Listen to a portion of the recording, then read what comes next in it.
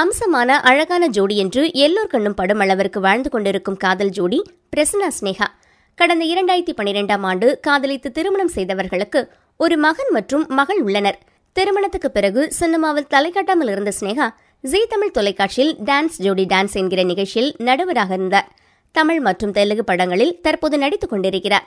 அண்மை காலமாக கருத்து வேறுபாடு காரணமாக இவர்கள் பிரிய போகிறார்கள் என்று பல வதந்திகள் வந்தபோது அது பொய் என்று இருவரும் ஒன்றாக இணைந்து சில புகைப்படங்களை வெளியிட்டனர். ஆனால் சமீபத்தில் யூடியூப் சேனலுக்கு பேட்டியளித்த ஸ்னேகா, நெசமாகவே எங்களுக்குள் பிரச்சனை இருப்பது உண்மைதான்.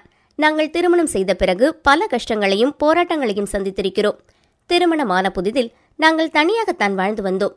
சினிமா பிரபலங்கள் என்பதால் எங்களுக்கு யாரும் வீடு தராததால் இருவரும் தனியாக வாழ்ந்தோம். எங்கள் குடும்பத்தில் சந்தோஷம் இருப்பது போலவே எங்களுக்குள் அடிக்கடி சண்டையும் வரும். சில நேரங்களில் சண்டை அடிதடியாக கூட மாறி குடும்பத்தில் பெரிய விரிசலை ஏற்படுத்தும். அப்போதெல்லாம் நானும் பிரசன்னாவும் டேட்டிங் சென்று விடுவோம். அப்படி செல்லும் போது எங்களுக்குள் இருக்கும் சண்டையை நாங்கள் மறந்து விடுவோம்.